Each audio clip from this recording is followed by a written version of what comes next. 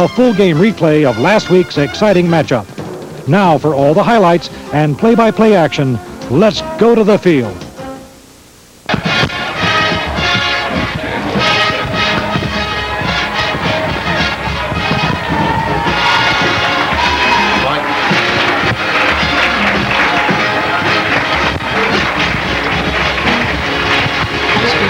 Yo.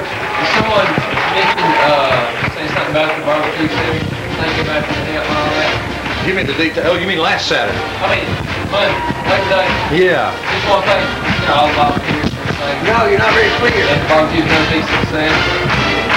Appreciate everybody's support. All right. Barry, it should be an exciting one. This Homewood team, stacked with seniors and experienced juniors, it should be an exciting season. All right, here's the first play from scrimmage for the 1991 season. It's a pitch back to Robert Davis. We might have guessed that. Davis out around right tackle. I believe they're going to blow it dead. The ball squirted out from underneath Robert as he hit the ground at about the 35-yard line. But the officials have blown it dead. Looks like a gain of about 6 yards. Ball now resting just shy of the 35-yard line. You've seen starting lineups for Homewood. We'll try to set the Sylacauga defensive and offensive lineups for you as quickly as we can. Second give through to Robert Davis. Davis breaks through the line into the secondary, out to the 46-yard line. That'll be a first down for Homewood. Fred, what was the statistic we talked about right before the game? Davis comes into this game needing something on the order of what, 800? Robert Davis right now unofficially needs 850 yards to surpass Sherman Williams from Blount High School to become the all-time leading ground gainer in the state of Alabama. Right now they're showing Robert with around 4,100 yards, and he needs about 850 to become the all-time leader. All right, first down, Homewood from its own 46. Here's the give to Eric Moulton. Moulton, the first man through this year, the young sophomore, showing a lot of promise, and he works it out just across the 50-yard line. We'll see what kind of spot we get. Stop made by Sylacauga's number 88, and I believe I show that as Wayne Jarman.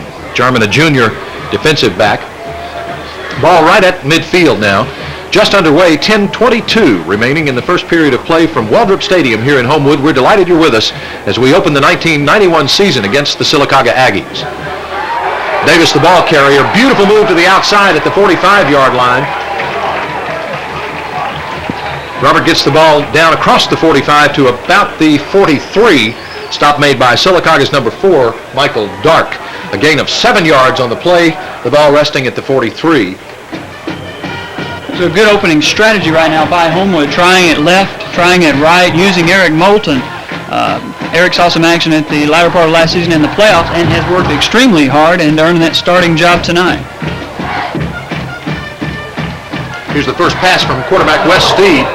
In and out of the hands of the Sylacauga defender, number 11, Bobby Thomas. Thomas, a senior defensive back and wide receiver. His intended receiver was number 11, Brian Greer, and I think that's a pattern you probably see a good bit of this season.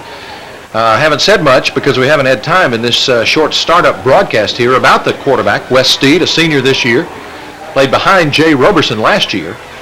Wes has a good passing arm. He also offers us a run option that we didn't have much of last year. But this give is to Davis. Davis threw down across the 40 down to about the 36-yard line. Calling the gain of 6. The ball down on the 37-yard line now. Again, the stop by Michael Dark of Sylacauga. Homewood running this year behind an experienced offensive line. Right tackle Stanley Lee and right guard Steve Carpenter both earned letters last year in the offensive line. Jason Zarger taking over the center slot, and right tackle and right guard, or left tackle, left guard, Eric Rebels and Jonathan Hamaker. Here's the pitch back to Davis behind the block of Moulton. Runs into his own man. Runs into Michael Andrzejewski, who was laying a block for him out at the 35-yard line. Ball will be marked down about the 34. Again, Bobby Thomas, the senior defensive back for Sylacauga, in on the stop.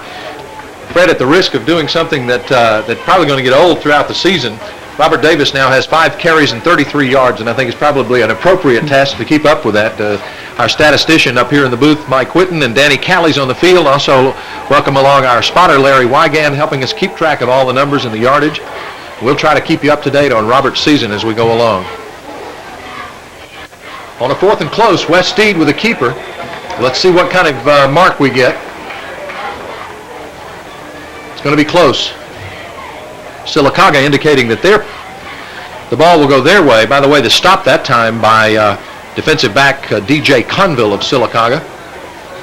And we have timeout on the field for an official measurement. The clock stopped with 8:28 now remaining in the first period. So far early in the game, Barry, the defensive backfield for Sylacauga is getting quite a few opportunities.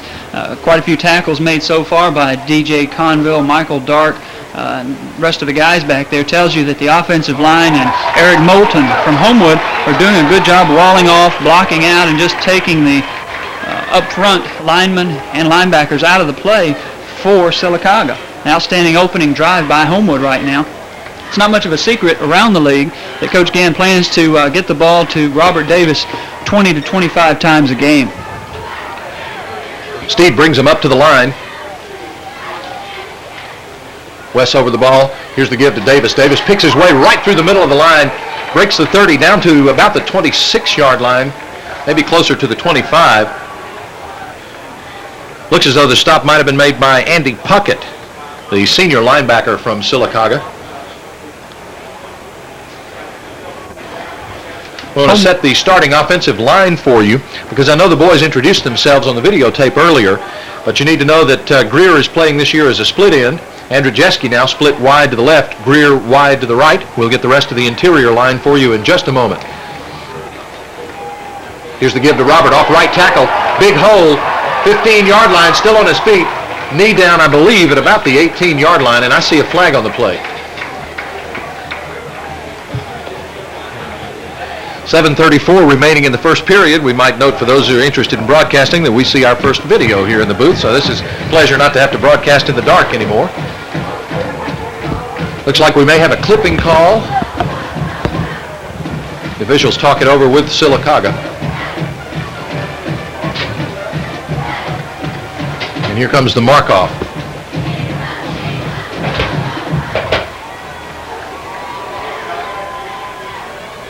To the, looks like about the 29-yard line, negating that magnificent run of Davis. Davis really saw a wide open hole on the right side of the line, Fred. Outstanding hole that time. Give credit where credit's due. Eric Moulton took out two Sylacauga Aggies on that play, one intentionally and one just an outstanding block, just took him out. Right guard Stephen Carpenter and right tackle Stanley Lee also instrumental in that. We'll check the front of the line again for you. Here's the pitch to Davis. Beautiful last-minute pitch, but Sylacauga's pursuit around their right end was just where it should have been that time. Stop made on the Sylacauga line by Bobby Thomas and also by DJ Conville. Conville is a name I remember from last year. There are a couple of names spread on this squad. I think when they take over on offense, you'll see the name, is it Averett or Averett? The boy Greg Averett, who was just magnificent last year when we were at Sylacauga. We welcome in to the broadcast tonight two Sylacauga radio stations and also a radio station from here in Birmingham. A packed house in the old press box at Waldrop Stadium tonight. Here's Steed on a passing play. He looks over the center, complete to Greer. Greer took it in at the 20-yard line. What a move on the outside, and Brian Greer's going to take it in for a score. You can put 6 up. Outstanding crossing pattern by Brian Greer. And I didn't catch the number on the far side. He was in perfect position to make the block on that play to spring Greer for the touchdown. 7 blocks on that play downfield that time. Turned Greer loose for the touchdown. We had the line of scrimmage back at around the 30, 35-yard line, so it was a tremendous pass play. Wes Steed to Brian Greer. And now Steed will be the extra point and place kicker for the season. Kevin Miller will be our punting and kickoff specialist. Ball is down and kick is up. The officials signal that it's good. That's the way to start the 1991 season, Fred. 7 points, a well-sustained drive. Homewood taking possession and moving it down the field. One costly penalty, the clip, but that was certainly overcome by the Steve DeGreer pass play. Right, and we identified that player that threw the key block to turn him loose into the infield. Michael Andrzejewski threw that block in perfect positions. One of those blocks you dream about as a player. The Sylacauga Aggie never saw him coming, and it turned Brian Greer loose for that touchdown. Michael Andrzejewski, number 7, playing this year as a wide out. Also want to mention here, again, although you know it, The left tackle on that offensive line, Eric Rebels, number 64. The left guard, number 79, Jonathan Hamaker.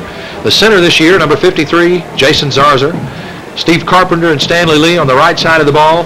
Alexander Adamson playing some at tight end this year. And then, of course, Eric Moulton and Robert Davis, the fullback and tailback, respectively. That drive encompassed 12 plays over 71 yards. 9 minutes, 35 seconds off the clock. And, of course, the score coming on the Steed pass to Greer.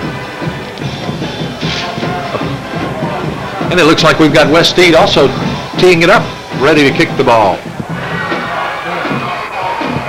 Well, now we're going to look at the Sylacauga offensive line. And I don't have weights on them here, Fred, but there are a couple of guys in the middle of that line that are just huge. I remember from last year. Last year's game, they wore down Homewood somewhat, and it was a very tight game. It's like a very short kickoff on this. Check that, a long kickoff into the end zone. Well, there's a touchback on it. I didn't get the number of the receiver, but it looked like number 4 for Sylacauga. Was that Michael Dark? Michael Dark. Dark is one of the two brothers. I believe there's Alcindor Dark and Michael Dark. The two brothers, and Dark was the one who took it in the end zone. Sylacauga going with no huddle now. Homewood appears ready. We'll set the defensive alignment for Homewood for you in just a moment. Quarterback Matt Trammell. Trammell on the give to the tailback. That's Greg Averett, and again, we're going to hear that name a good bit this year. Looks to be a gain of about 6. Call it 2nd and 4. Again, Sylacauga with no huddle. Number 10 is their quarterback. That's Matt Trammell. Trammell is a junior this year. We may get to see him again next year at home. Here on the pitch out to the tailback, Averett again, and Averett stopped. Stopped by number 51, Dusty Smith. That's right, Dusty, a senior this year. Dusty read that play beautifully that time. A slow developing toss sweep. Dusty was out there to break up the interference and really stuff the runner, Averett, in the backfield. All right, a loss of 6. That makes it 3rd and 10. We're right back to scratch. Sylacauga sends out number 1, Fred Garrett, wide to the right. Here's Trammell with the pitch out.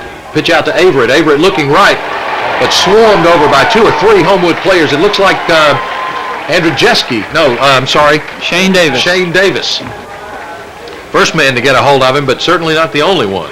Right. Shane Davis broke through that time, used outstanding speed. As a matter of fact, Shane Davis said to be one of the top 4 players on the team in area of speed, one of the 4 fastest players on the Homewood team.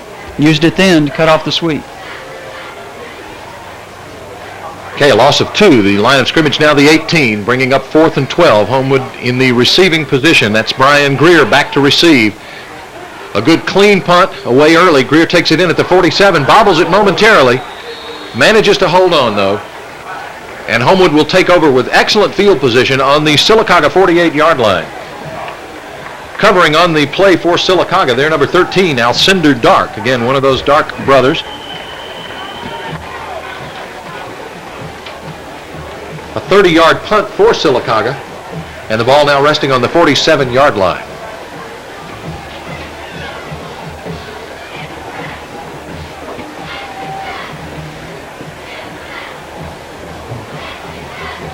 We're delighted you're with us.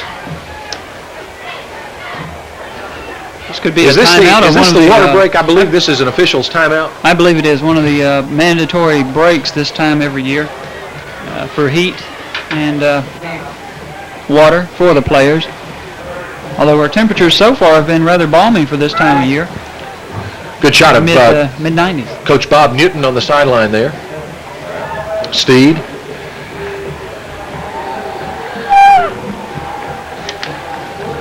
So far, I'm sure it's gone about like the Homewood coaches wanted it to go. Their offensive play calling, well-rounded, power to the right, power left, toss sweep, a few passes.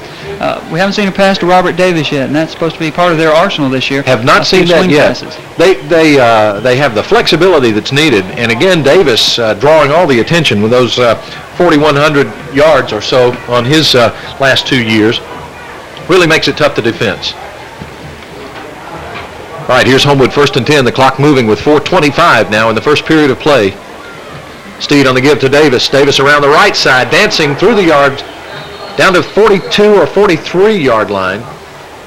Stop made by Sylacauga's DJ Conville. Gain of 5, 2nd and 5. Again, Homewood going behind their strength, the right side of that line. Stanley Lee and also Steve Carpenter playing outstanding ball so far tonight. Their center, Jason Zarger, doing a good job this year in a new position for him. Andrew Jeske is split wide to the left. Steed with a look, keeps, meets opposition right at the 41-yard line. He may fall forward to the 40. He had Davis as the trailing back, elected not to pitch. Sylacauga has defensed that option right on their right side, our left side, very well the first couple of times it's run. That time, Big Ben Williams from Sylacauga reading the play, shedding the block of the offensive lineman, coming out and taking Wes Steed when it looked as though a crease may have opened up. Robert Davis again looking for the pitch. Steed electing to keep the ball in what he thought would be an opening. Ben Williams closed it quick. Well, and Alan Halpern in on the tackle also for Sylacauga. There's some big fellas down there. Okay, 3rd and about 2.5. Here's Davis. He makes the first and more. Into the secondary, still on his feet, across the 30-yard line, down to about the 28 as he falls forward, taking a couple of Sylacauga players with him. Alcindor Dark on the stop. That 13-yard play down to the 28-yard line, good for a first down, and the chains will move again. Homewood just grinding up yardage, mixing an combination of Davis left and right, Steed option. We're liable to see a pass any minute here.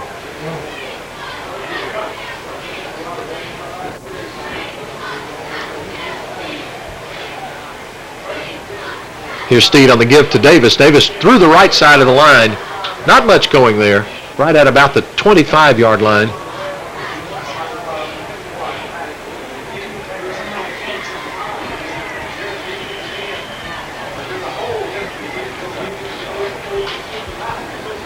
So far, this offensive line for Homewood just shredding the defensive front for Sylacauga, opening holes for Davis, allowing him, I believe, probably to average around 4.5 yards a carry so far tonight. Davis so far, Fred, with 11 rushes and 73 yards on this young night with 2:05 remaining in the first period. Better. Here's Andrew Jeske in motion to the left. Steed with the signals. The pitch is to Davis. Andrew Jeske with a block on the corner, but Sylacauga's number is at 15, Russell Jackson. Russell Jackson. Who came up and caught him from behind. Jackson, the junior linebacker from Sylacauga, with enough speed to catch Robert Davis from behind. Sylacauga doing a good job playing good technique on the corners. Homewood seems to be having their greatest success running off tackle and kicking out the corner defensive end. Sylacauga is playing good technique, stuffing the run around in, forcing it back inside and just creating a log jam in there and allowing some of their pursuit to catch up. All right, keep possession down, 3rd and 2 now. And we've got a timeout on the field. The clock stopped at 1:25. It appears to be an official's timeout. Is it some kind of equipment problem? I saw a piece fly off a helmet a few minutes ago. So we've got a player substitution because of an equipment problem. Looks to be number 51, Matt Zedeker. On the Sylacauga side, right. So here we come now. Homewood with 3rd and a short 2. Keep possession down as the clock now runs with 1:10 remaining in the first period. Davis through the middle and nowhere to go, folks. 3 or 4 people hanging all over him, including Andy Puckett. Tom Royster at the bottom of the pile there. And Tom Royster, yes. One of the few times tonight Sylacauga's stood up at their interior line and stood up and stuffed the Homewood rushing game. A decision for the Sylacauga coaching squad now. Fred, they've got 4th and 1. What do you look for? I think you got to look for your... You look for a guy with number 30 on his back? You got to look for number 30. There's the give to Moulton. Keeper by Steed right over the middle, and West fights his way down inside the 10-yard line. What a call. Outstanding call. Outstanding. Davis. Either way, he used Moulton as his fake, then he used him as his lead blocker. The backs went for Davis, left Steed open behind Moulton. At that point as a blocker. Outstanding play. All right, a 10-yard gain for the senior quarterback. The line of scrimmage now the 9.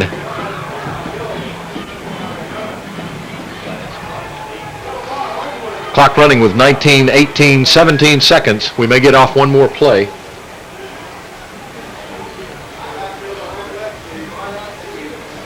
Here's the call by Wes Steed. On a delay to Robert Davis around left end. Davis will score. He scores easily with 4 seconds remaining in the first period. Key block by Brian Greer as Robert moved around the left side, and Homewood puts another 6 up on the board. Sure did. Outstanding block that time. Brian Greer tying up Bobby Thomas completely. Knocked him off stride. No way he could catch Robert Davis in the open field. 6 more points for the Patriots. We will give a little notice to our guys in the truck that we will not take a break after this score because we're only 4 seconds away from the end of the first quarter, but we will take a commercial message at the end of the first quarter as Wes Steed kicks it, and the official signal that it's good. So we'll bring it back and kick it off again with 4 seconds remaining in the first period. The score here from Waldrop Stadium, Homewood 14 and Sylacauga nothing. We are delighted you're with us and want to mention, too, that the Homewood Sports Association just wants to say thanks to the many volunteers who assisted in the Labor Day barbecue. That was Monday, a week ago now. A tremendous success, and thanks to all those who helped, from those who did the cooking to those who did the selling and the baked goods. We really appreciate it, and the Sports Association counts it a tremendous success. The last drive, Fred, encompassed 48 yards. They took over just inside the 50-yard line. 8 plays, 4 minutes, 30 seconds off the clock. I don't know how else to say it. It's a Homewood ball game at this point. At this point it is. It reminds me a little of last year where the teams are reversed. Homewood, very difficult getting anything started last year, and Sylacauga coming out and roaring down the field, not scoring as much, but pretty much taking advantage of the interior line play of the Aggies. This year, it's Homewood doing just the opposite, taking charge in the trenches. Robert Davis left and right, using Eric Moulton just enough to keep them honest. Eric Steed doing an outstanding job in his first season opening start. Wes Steed, yes. Davis right now averaging 6 yards a carry. He's got 84 yards on 14 rushes and 1 touchdown. Touchback again called, so the clock ran 2 seconds. We'll have time for 1 play from scrimmage at the 20 for Sylacauga.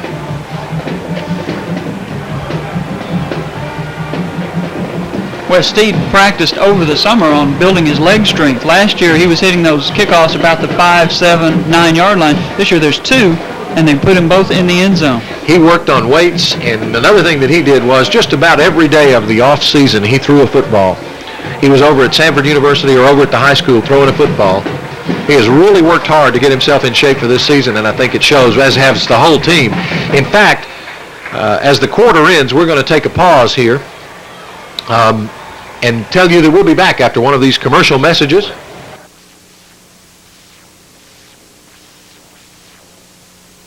It's Piggly Wiggly Food Stores for quality foods, friendly service, and fair prices. You'll find a wide selection of the freshest seasonal produce brought in daily, and the finest heavy Western USDA choice beef, and of course, plump, fresh-cut chickens never frozen. And Piggly Wiggly serves hot, fresh deli foods of the finest quality served up daily, the next best thing to home cooking. And Piggly Wiggly Food Stores are proud of our friendly people serving your needs in Mountain Brook, Homewood. It's Piggly Wiggly, the finest food stores around.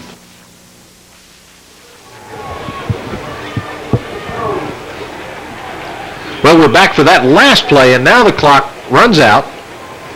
The officials had signaled that the clock was to be reset with 2 seconds remaining, and they did that. Sylacauga ran the play, and now we'll change the quarters. We've just had a commercial break, so we'll keep it here during the change of quarters. Remind you that you're watching Homewood football from Waldrop Stadium. This is the inaugural game in the 1991 season. There we have this year's edition of the Homewood Patriot cheerleaders. A lot of people forget that a lot of these young ladies come out about the same time the football players start practice, and they practice all summer, going to clinics, going to camps. They come in August and start their routines, and they're out there every day practicing, trying to get better just as the football team is, just as the Homewood Patriot Band is. Last weekend in Auburn, Homewood Patriot Band along with the Fairhope High School Band, outstanding performance. Well led this year by head cheerleader Jenny Crumpton. Other cheerleaders are Melissa Boren, Keisha Cole, Allison Grizzle, Jennifer Harris, Julie Hembry, Casey Kirby, Amanda Cook, Allison Leggett, Arlene Moniz, Jessica Oakes, and Jennifer Ponder. the cheerleading squad for the 1991 Homewood Patriot football season. Some quick stats spread from the first quarter, courtesy of our sideline statistician, Danny Callies. Homewood had 18 rushing attempts for 106 yards, 2 passes, 1 was completed for 28 yards. That was the Steed to Greer for the score. Sylacauga, 4 rushing attempts. That looks like for 5 yards. So Sylacauga with a total of 5 yards of offense in the first quarter. Again, it's been a Homewood football game. So far. Homewood coming out, Sylacauga coming out with a no-huddle offense, trying to throw something new at the Patriots. But after an initial gain, Homewood just woke up and shut down the Aggie offense. I'll tell you, you mentioned the fact that the cheerleaders start working early in the summer. The band does. The Star Spangled Girls, some of whom we'll see at the halftime, do. And they work 2-a-day practices just like the football team. Ready to start the second quarter. Sylacauga with the ball on its own 25-yard line.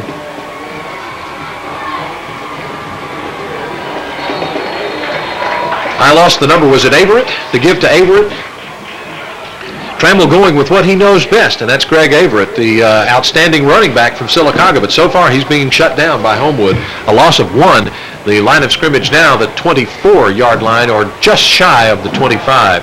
Homewood using that quick interior defensive line. Michael Coggin, Shane Davis, Lee Thompson at linebacker, and Hammaker at the other defensive tackle, along with Dusty Smith on at the defensive end position. Just a very quick lineup for the Patriots. Lee Thompson key in that particular stop.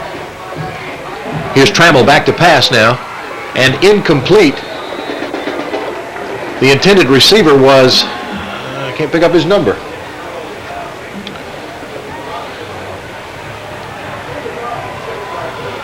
Covered by Brian Greer. Out in the secondary. That brings up a punting situation with the ball at the 25-yard line, 4th and 5. Sylacauga will have to give it up.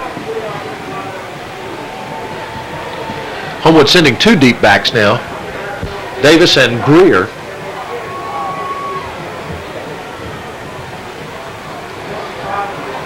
The punt's away.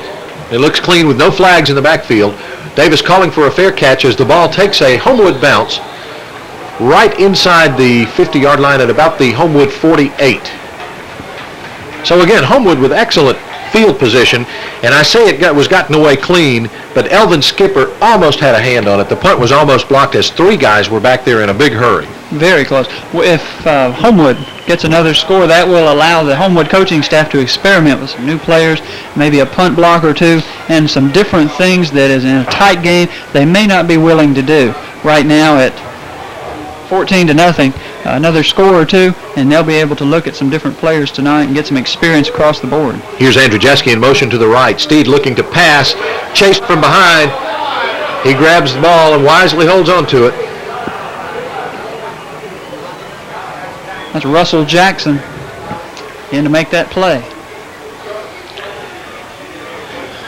Jackson, one of the leaders on this Sylacauga Aggie defense, just blew through that time and got Wes Steed for a big loss. It looked as though, did it look to you, it looked to you like Wes was thinking, I may try and throw this thing and let's get an incomplete out of it, but I think wisely he tucked it under. This is not the time to do that with a 14-0 lead early in the second period. Let's just regroup and come back and try it again. Right. Wes is cool under pressure. Last year he filled in some critical situations for Roberson, and he's got some game experience, and I think it showed there. Second down now. Steed again looking to pass. A block that time, but again pursued. A long pass. He's got Jason Jones wide open. Jones scores. Oh, what a pass play. Where on earth did that come from? Oh, my goodness. Beautiful pass, well thrown, and Jason Jones was all by himself. 62 yards later, you can put another 6 up on the board. Someone in that Aggie secondary is snoozing. They went to sleep that time. Perhaps the rush of number 15, Russell Jackson, lulled some of those secondary players to sleep, thinking he'll get him again. Nails Steed for a loss. Steed threw it just a little faster on that play than he had the opportunity to throw on the previous play, and Jason Jones was wide open. A good receiver got in the open if he saw his quarterback in trouble, and another 6 on the board for the Patriots. Jones, the senior wide receiver, who we did not see much of last year, but man, he was, as a coach I used to follow, used to say he was out to practice early on that one. Jason took it in, headed for that left side marker, and really worked it over right at the goal line, fell across for the score. Magnificent play. And two, Sylacauga's defensive rusher, that number 15. Number 15, Russell Jackson. Yeah, Russell Jackson was all in West Steed's face right as he let the ball go. Difference in this play and the play before, Russell was about a step slow on that play. Previously, when West held the ball rather than trying to make the throw, he was a step and a half ahead of Russell Jackson that time and made the throw. The throw to Jason Jones. Give Jason credit. He's worked hard this summer to put himself into the playing rotation. Homewood's not hurting for wide receivers. Brian Greer and Alexander Adamson, Michael Andrzejewski, they all played last year and played outstanding football. Jason Jones has worked himself into the starting rotation. All right, here's Steed set to kick again. Let's give you the time, 9:47 remaining in the half. West puts a foot into it. It's going to come down on the one and go into the end zone. That's the third touchback on the third kickoff. Really getting a good kicking game together this year.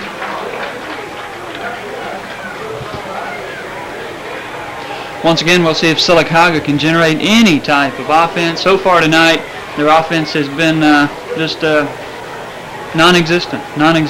A good point from Danny Callies on the sideline. All three Sylacauga offensive possessions have been from their 20.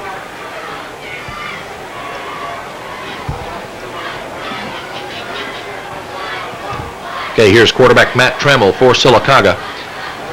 Trammell on the give to Averett. Through the middle for a gain of about, looks like maybe 3. About 3. Somebody just kicked the ball 2 to 3 yards. Stop made by Homewood's number 57, Michael Coggin. Call it 2nd and 7 now.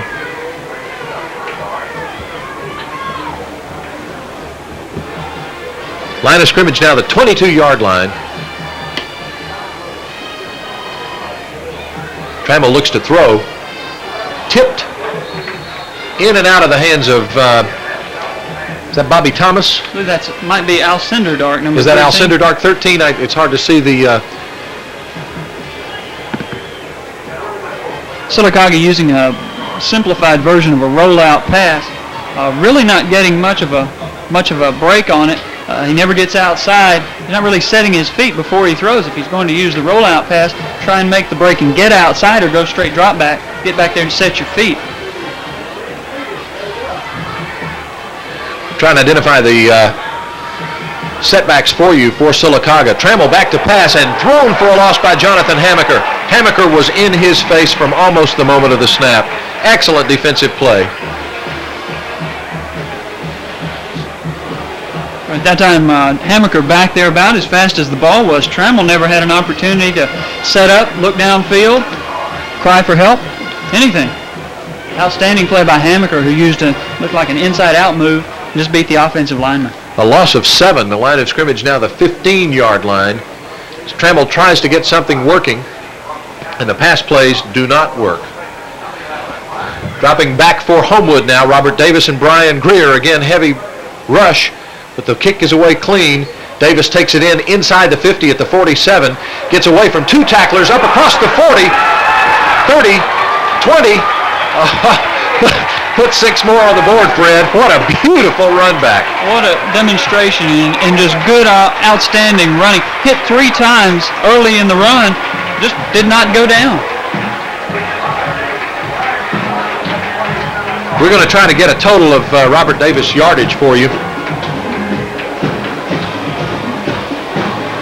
But my goodness, he was in a swarm of tacklers, and I guess broke 3, maybe 4. Possibly 4, but he took 2 good shots that would knock down a lesser running back and just took the hits, kept on churning. I guess Eric Rebels is almost glad he didn't block that. Rebels almost had a hand on it.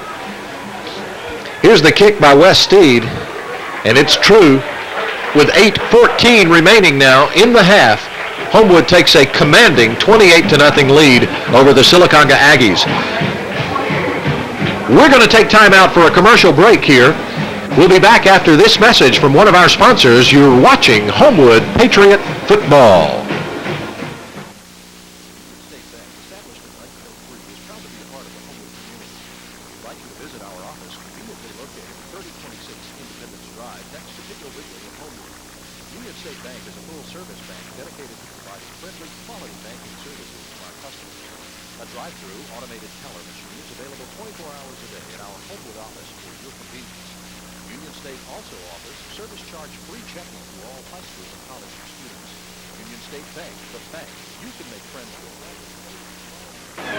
Back at Waldrop Stadium following a beautiful 46-yard punt return for a score by Robert Davis. I'll tell you, just a measure of the way this game has been going, Sylacauga's offense at this point is 7 rushing attempts for -3 yards, and we're at 8:14 remaining in the half.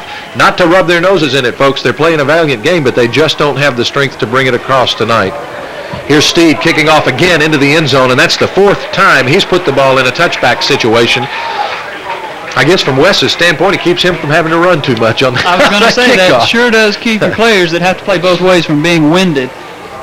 But then again, it makes it tougher on a coach because if a player has the idea it's going to go in the end zone every time, he may not run down there quite as hard as he should. And the coach has to keep him motivated. And if Wes keeps putting it in the end zone, Coach Thorson's going to run out of things to say to keep them motivated. I don't know, Fred. That's saying a lot. Coach will always have something to say. All right, here's Sylacauga on a possession from the 20. Averett met head on in his own backfield by Lee Thompson. What a magnificent defensive play. And Sylacauga, again, backed up inside their 20-yard line with really nowhere to go. 8 minutes and the clock runs now in this second quarter. Nowhere at all. Lee Thompson, good stick that time, read the play, filled the gap, and Everett, nowhere to go. And do you know something I was remarking as we watched the guys work up before the game? This was the loosest pregame squad I think I've seen in 2 or 3 years of watching them play pretty intensely. These guys were relaxed. They were having fun with each other. But it's because somebody made the comment, these guys have played a lot of football together. They played it's a culmination of Greer on the interception, and there's another Homewood score. That'll teach me to reminisce. Nothing gets by this group. Everybody getting in the act tonight. A 26-yard return for another score, another 6 up on the board. Brian Greer picking off a Matt Trammell pass.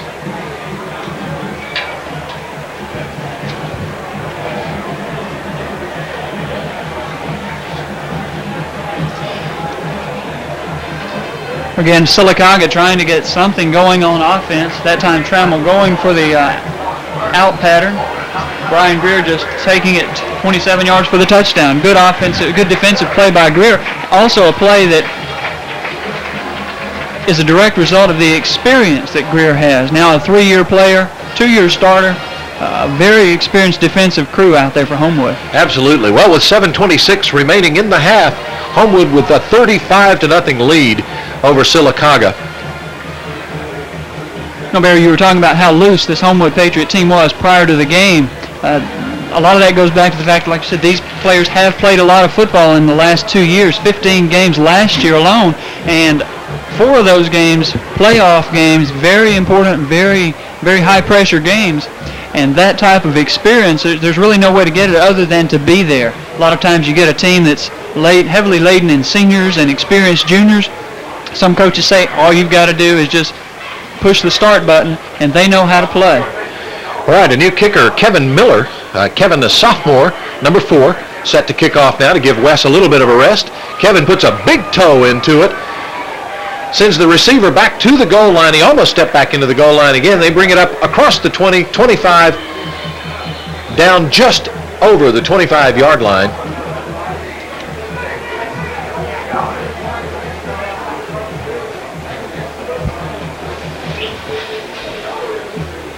Kip Cowan on the tackle that time. Part of the kicking team that has done so well tonight. So Sylacauga will have the ball 1st and 10 from their own 25, 7:10 remaining to play in the half. Once again, your quarterback for Sylacauga is Matt Trammell. Your setbacks are Russell Jackson and Greg Averett. Here's Trammell to throw, though. Complete to the flanker, Alcindor Dark. Dark takes it in at about the 41-yard line. Stop made by Elvin Skipper of Homewood. That is, with about 7 minutes remaining in the half, Fred, that's Sylacauga's first down. Homewood defensive just played outstanding football tonight. Had Sylacauga's number from the opening gun. Outside of an opening play gain, they've shut them down completely up until that point. A couple of new players in the game, Kevin Harris and Adam Reeves also. Well, and also Paul Owen, number 54, checks into the game. Motion on the left side of the Homewood line as Greg Averett breaks across midfield down to the 40, maybe just across the 40-yard line as Homewood adjusts with new defensive players into the game. I see also into the game Kevin Harris. I think you mentioned Kevin Harris. Homewood now with the absolutely luxury in the first game of the season to try out some of the sophomore players, give them some game experience. Michael Nero also in the game for Homewood. Is Michael in the game? Michael's in. Yeah. All right, Trammell to throw, almost a lateral, and it's dropped. It's a lateral. If it's called a lateral, it's a fumble, and it's Homewood's ball. And it is indeed, according to the umpire, or the referee. That was Alexander Adamson, who wisely fell on the ball. I think the Sylacauga receiver. Fred Garrett, I believe it was.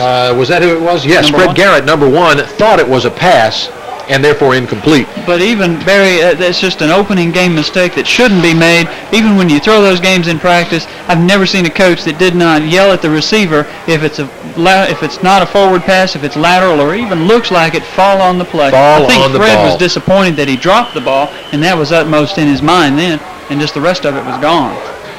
Well, time is out on the field. Homewood wants to take a timeout and talk things over. 5:46 now remaining in the half. As one of our spotters, Mike Whitten, just pointed out, that, Fred, as you were saying, was a mistake in fundamentals. That's just basic football fundamentals. I'm sure Fred was just so disappointed dropping the ball and thinking, how could I drop it? It was right to me. Didn't look at his place on the field, and all the coaching all summer long just went right out the window as he was headed back to the huddle. Homewood, on the other hand, playing smart heads-up football, fell on it, and now they're in business. 1st and 10 at their own 42. I see Scott Hazelton in the game and Corky Alexander in the game as we look through the Homewood huddle during the timeout. Number 22, Martell Smith, coming into the huddle. Robert Davis. We mentioned Kevin Harris in. Of course, Stanley Lee in. A lot of young players now will get an opportunity.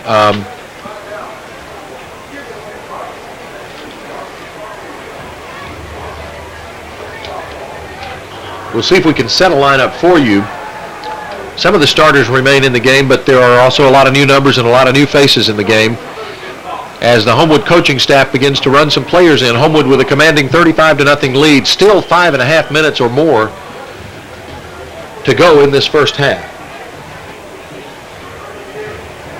We've got a quarterback change too, we need to say. Corky Alexander is the quarterback. He's number 14, so Alexander's going to give to... Oh, and he almost got away. That was Martell Smith, was it not? Smith playing from a tailback position. Around the left end. Good blocking, breaks him free on the left side. Martell Smith possesses good speed and good field vision that time, breaking that play outside, breaking a tackle, and almost taking it all the way. Okay, a gain of 14 yards on that play around left end by Martell Smith. Time is out again on the field, and this is an official timeout. This must be the second quarter water break. So with 5 minutes and 20 seconds remaining in the half, we'll let them take a water break, and that'll give us a chance to take a break and look at some of these numbers for you. Make sure you know who's in the game. I see Michael Nero checking back in as Stanley Lee comes out for a well-deserved rest. Again, the quarterback is 14, Corky Alexander. Corky getting a first chance to take some snaps on the varsity.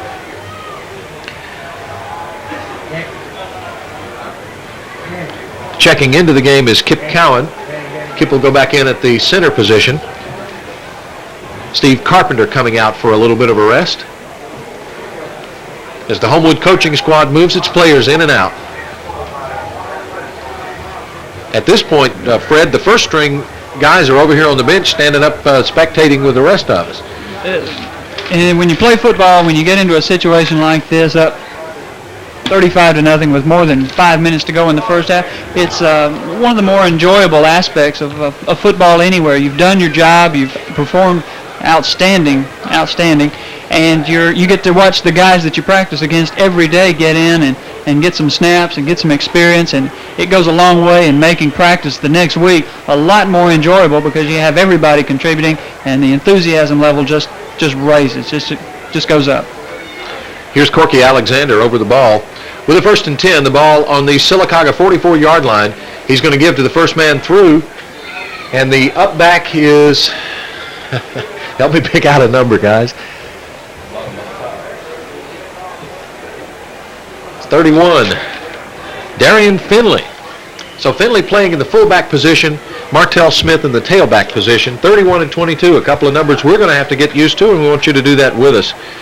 By the way, it's important that we pass along to Homewood Middle School head coach Dickie Wright and his staff and team. Congratulations on a fantastic win of Thursday a week ago. Yes, Last night as we're broadcasting, but as you're watching Thursday a week ago, they pulled out a 13-6 win with just 3 seconds remaining in the game over a good, tough Rudd squad. It was an exciting game and a good job done by Dickie Wright and his fine staff at Homewood Middle School.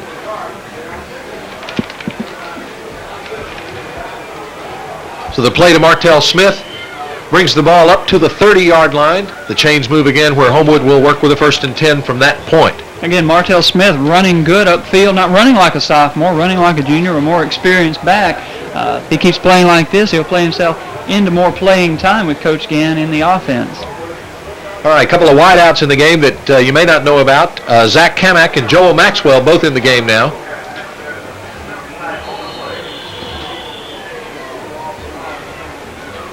Pretty much what we're looking at this point is last year's freshman football team.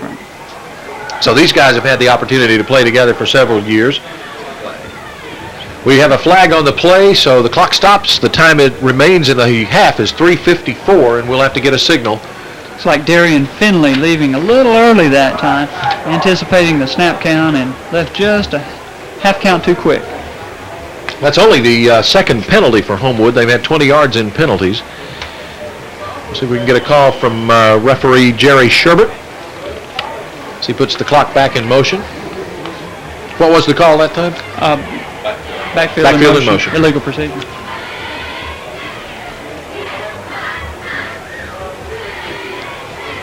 Kamak is split wide right. Maxwell wide left. Here's Alexander over the ball. Fake to the second man through. Corky will pass the ball in and out of the hands of Zach Kamak down at the 25-yard line. And oh, I hate that for him.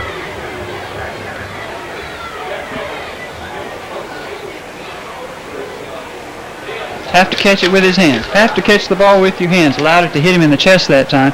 Got a high bounce out of it. Unfortunately, no one was near it. Closest man near it was number 1 for Sylacauga, Fred Garrett.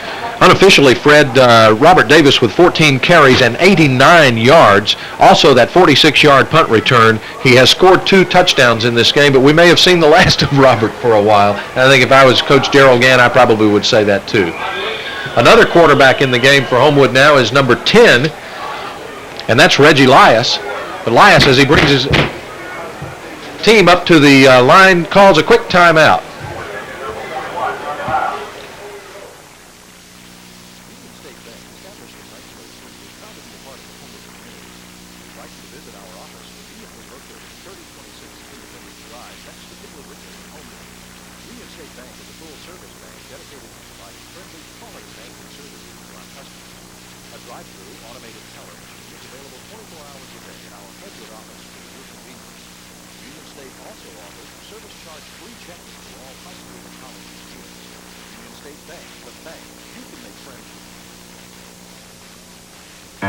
You know when it's right, you know when you feel it, baby. You hold it, you hear it, you taste it, it's right.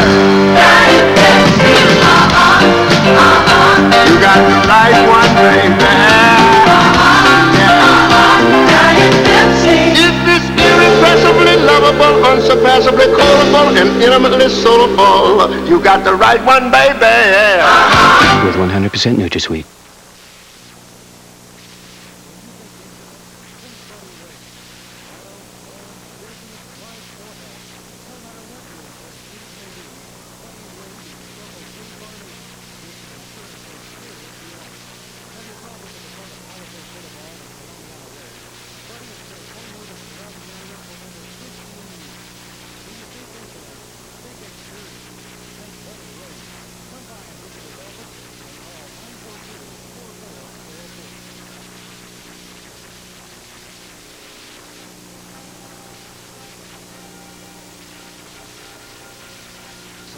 Bank is pleased to support Homewood High School athletics and wishes the Patriot football team a winning season.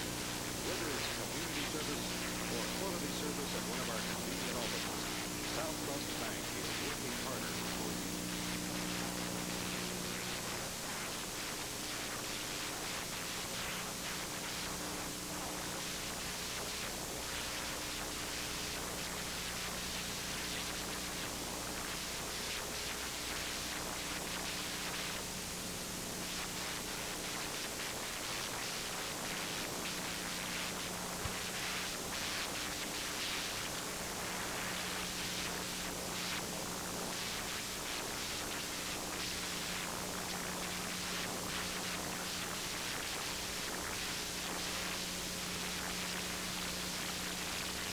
Or GEO, but you don't want to invest a lot in the down payment, you might consider leasing from Ivan Leonard Chevrolet GEO.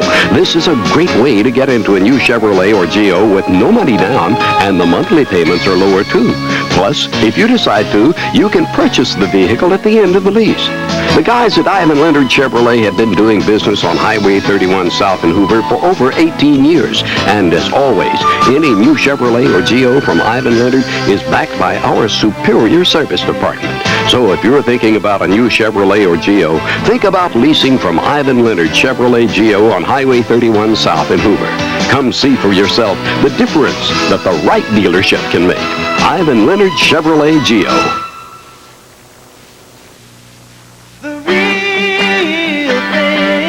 Talking about the real thing. It's a real, my friend, a smile you wanna see forever. It's all the moments of the Coca-Cola Classic that can't beat the real thing. Can't beat the real thing. Can't beat the real thing. Doctor is the most convenient way to fix an inconvenience. The Glass Doctor will make house calls to replace broken glass. The Glass Doctor can also repair stone-damaged windshields before they become a bigger problem. The Glass Doctor is a full-service glass company. They do auto, homes, or businesses. The Glass Doctor can save you time and money whenever your glass is broken. Simply call the Glass Doctor, tell them the location, and the job is done. The Glass Doctor serves the entire Metro Birmingham area. Check your yellow pages for the number nearest you. The Glass Doctor will fix your pain.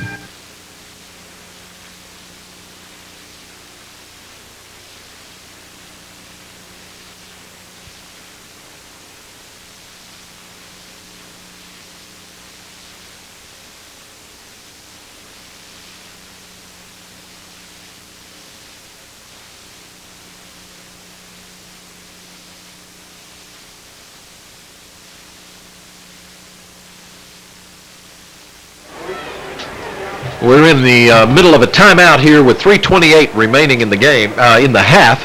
I looked at the scoreboard, saw 35-0, and my mouth just said the words remaining in the game. Well, at this point, 35-0, a few minutes left in the second quarter. As we look down the schedule, though, you can't really count on this happening that much more often this season. Homewood has a very competitive schedule facing them. Good point, Fred. Good point. Well, another quarterback in, and that's Reggie Lias, number 10.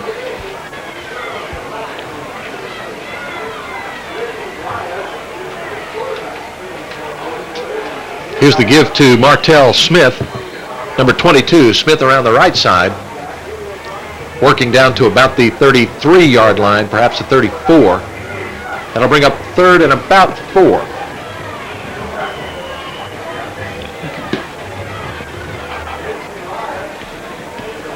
Looks as though Sylacauga is just going with the strategy, put everyone on the line of scrimmage. That time, 9 men right on the line of scrimmage, 2 corners. They're bound and determined to stuff the run. 35 points too late, but that seems to be their strategy right now.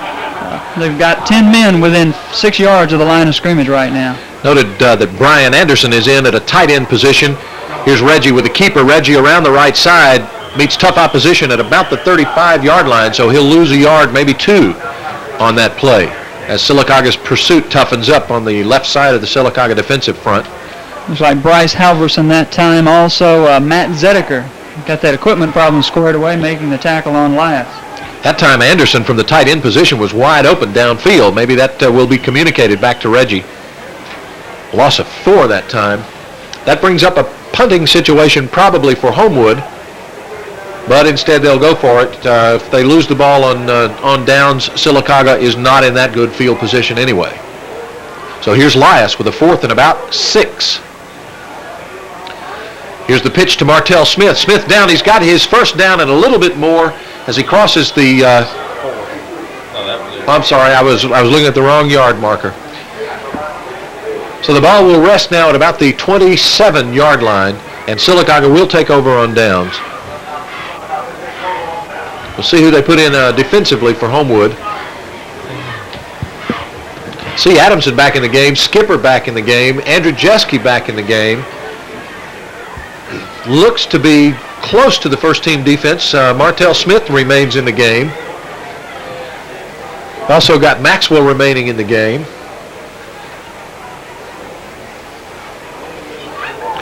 Here's Matt Trammell to pass. He had Alcindor Dark open, and the pass is incomplete. Right. Brings up 2nd and 10. 2:14 remaining in the half. Sylacauga now going almost exclusively with passing plays, trying to get something quick, going to their senior receivers, Alcindor Dark, Fred Garrett, a junior, also using Greg Averett, the junior running back, in some passing plays, and the tight end also trying to get something going, trying to get something on the board before halftime, or really maybe just trying to get some type of offensive output. Adam Reeves and John Wooden in the game now as Matt Trammell look at 2nd and 10. Back to throw into and out of the hands of the intended receiver. Smith, the defender. Number 11 caught that ball. Bobby Thomas caught the deflection and gained 6 more yards. Difficult to see on the far side amongst the Sylacauga jerseys. A lot of white jerseys standing over there. He looked up and there it was. A gain of 15 on that play that was in and out of the hands of one receiver and into the hands of the not intended receiver, Bobby Thomas. But Sylacauga with a first down now. Here's a pass in the flat out to Fred Garrett. And I called it a pass rather loosely. It might have been a lateral position again, but it was a forward pass. Stop made that time by Eugene Sharp for Homewood. And Sylacauga with 1:41 remaining will call timeout. The ball resting just shy of the 50 at about the 47, 48-yard line. Sylacauga, I would imagine, Fred, would love nothing better than to negotiate a score in this last minute and 41 seconds to have at least something to talk about at halftime. This would be one of the more difficult halftime speeches for Sylacauga and their coaching staff. Little or no offensive output at this point right now. Homewood playing looser on defense. Their linemen lining up and just going because they know Sylacauga is going to be using the pass more extensively. But really nothing good to talk about in the first half for Sylacauga other than they really haven't had any punts blocked, had one return for a touchdown, and their kickoff receiving team has done a fairly good job not dropping the ball. Well, Homewood, again, with a real luxury at this time of year when it's tough playing conditions out there. It's awfully, awfully hot, able to run their players in and out pretty much at will. Sylacauga's got to keep its first team on. That'll continue to wear on them as we go on into the evening. Also, an experienced team like this Homewood team will know how to deal with these type conditions a little better. Last year they played in everything from 95-degree temperatures to freezing temperatures in Fayette County. That's right. A lot of the first-string defense back in. Cowan's back in. Here's Trammell dropping back. Trammell looks, throws, Complete to Alcindor Dark. Dark down across the 40 to about the 38-yard line. That'll stop the clock while we move the chains. 1:34 remaining in the half. Homewood's number 80, Anthony Webby, in on the stop. Clock now moves. 1:29, 1:28. Sylacauga over the ball. Matt Trammell drops back. He's got blocking. Thrown a little bit low to Alcindor Dark. Eugene Sharp defending on the play. Sharp was really behind the play that time. The ball was just in the dirt. It really was. Eugene Sharp, though, in the last few plays, has been doing a good job of keeping up with these backs coming out of the backfield. Eugene possesses good speed for a linebacker, outstanding speed. He's been staying with these running backs step for step. He's just not that experienced in covering backs out of the backfield. When he gets that experience, look out, because he's got the speed and the size to be an outstanding linebacker. All right, 1:20 remaining in the half. 2nd and 10. Sylacauga's Matt Trammell drops back. Trammell pressured in and out of the hands of one Homewood defender and not in and out of the hands of number 68, Michael Narrow for Homewood. Good stop. Or was it 66 Cowan? It was 66 Cowan and 48 Lee Thompson. The man who made the play at the starting point was Shane Davis. Shane almost had him in his grasp. He eluded them only to run into Kip Cowan and Lee Thompson. So Sylacauga will stop the clock again with 1:07 remaining. Looks as though this may be one of the mandatory water breaks mandated by the High School Athletic Association for this time of year. I thought we had already had that in the second quarter. This may be that, but this also may be a Sylacauga timeout. Sylacauga is going to work that clock, I would guess, right down to the last to try and come up with a score in this half. Whether they'll be successful in doing that or not, I don't know. Invite you to stay with us for halftime ceremonies. Get a look at the 1991 version of the Homewood Patriot Marching Band and the Star Spangled Girls. That's the same group that was at Macy's last November. I was in Macy's in New York a couple of weeks back and thought about the band as they had marched down in front of that building back at Thanksgiving. Pat Morrow does a magnificent job with the band. Cindy Wade with the Star Spangled Girls. Quite a show you can look forward to at halftime here. Here's Matt Trammell for Sylacauga. Fakes left, looks right to throw. Dark has it inside the 30 at about the 28. It may be short of the first down. It is short of the first down. So the clock runs at 48 seconds remaining in the half. Trammell handling the pressure on the quarterback that time by John Whidden, putting great pressure on Trammell. At this point in the game, he should be used to great pressure from the Patriots. Here's a pitch to Averett. Averett trying for that first down. I believe he'll have it at about the 27-yard line. That should stop the clock. It does with 32 seconds remaining. All right, the line of scrimmage now the 27. 32 seconds remaining in the half. The clock moves again. Here's Sylacauga's Matt Trammell. Trammell drops back, looks. They know who he's going to. It's Alcindor Dark, defended by two Homewood players. Skipper was one of them, Elvin Skipper, number 33. And trying to pick up, also, is it Webby, number 80? Who was out there with him, Anthony Webby. Big pressure that time on Trammell by Michael Coggin. Homewood using some stunts now.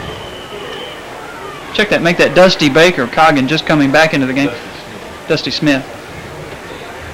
Homewood using a few stunts, freeing up linemen and linebackers to get in on Trammell, put big pressure on him. He's taking a shorter drop and getting the pass off a little quicker. Play coming in from the Sylacauga sidelines. Brought in by Fred Garrett. Garrett's a receiver. He'll split wide to the left. Sylacauga sends Michael Dark wide to the right. Trammell dropping back. Pressure. Fumble. And we've got a flag on the play, so we'll sort it out for you. Looks to be intentional grounding. Who got him in that grasp early? I missed it. Number 28. That's Eugene Sharp. Eugene using that Sharp. speed. He came through there like a train, a runaway train, didn't Trammell used to dodging the defensive lineman all night, and when Sharp drew a bead on him, he got there in a hurry. Well, that's a death blow of sorts to Sylacauga's hopes for any kind of score in the first half. That not only is a loss of yards, it's a loss of down. So that will bring up a third down.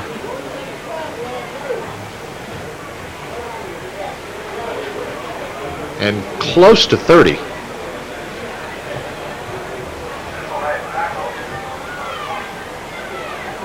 Or 25. So with 15 seconds remaining, let's see what Matt Trammell can do. He'll pass. 2 go up for it. The ball rolls away. Elvin Skipper and Alcindor Dark both competing for the ball down around the 15-yard line. And the pass is incomplete. The clock stops with 9 seconds remaining. Sylacauga really with nothing to lose at this point. Got time for possibly one more play, maybe 2. And possibly 2 plays, 9 seconds. It's a roll of the dice. Garrett wide to the left, Dark to the right. Here's the draw. The draw to Averett. Averett right up the gut at about the 40-yard line. Brings up 4th down. The clock stops with 3 seconds remaining.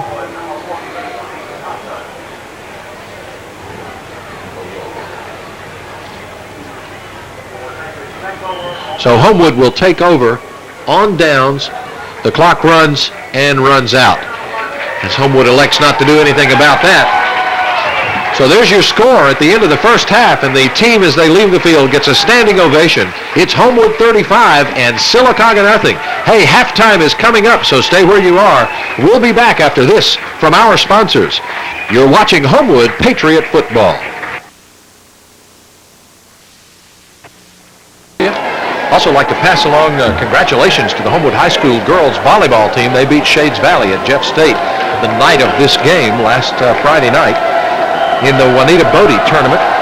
They beat Shades Valley 15-13 and 15-6, so a big win by the Homewood girls volleyball team. Well, on the opening kickoff of the second half, it goes into the end zone. That's the 5th time in a row, I believe, we've done that. Sylacauga, for a touchback, will bring the ball out to the 20-yard line and start from there.